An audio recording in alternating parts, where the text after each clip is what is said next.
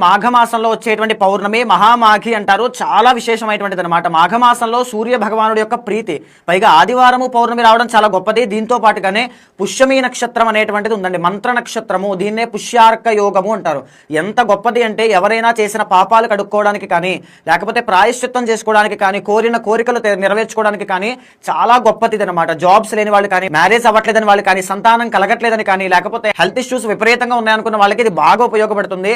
ఆ రోజు చేయాల్సింది ఏంటంటే దగ్గరలో నది కానీ సముద్రము కానీ ఉంటే స్నానం తప్పకుండా ఆచరించండి.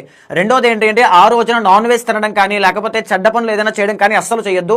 హెయిర్ కట్ చేయడం కానీ, గోర్లు తీయడం కానీ ఏది చేయొద్దండి. ఆ రోజు చాలా పవిత్రమైనటువంటి రోజు.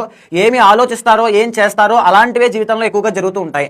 ఆ రోజున సాయంత్రం పూట మహాలక్ష్మీదేవికి తామర పువ్వులతో దండ అనేటువంటిది వేసి, పసుపుతోనూ కుంకుమతోనూ అమ్మవారిని అర్చించి ఆవు పాలు నివేదనగా పెట్టండి. చాలా అద్భుతమైన ఫలితాలు చూస్తారు. పైన ఒక మంత్రాన్ని పెడుతున్నానండి. ఆ మంత్రాన్ని 108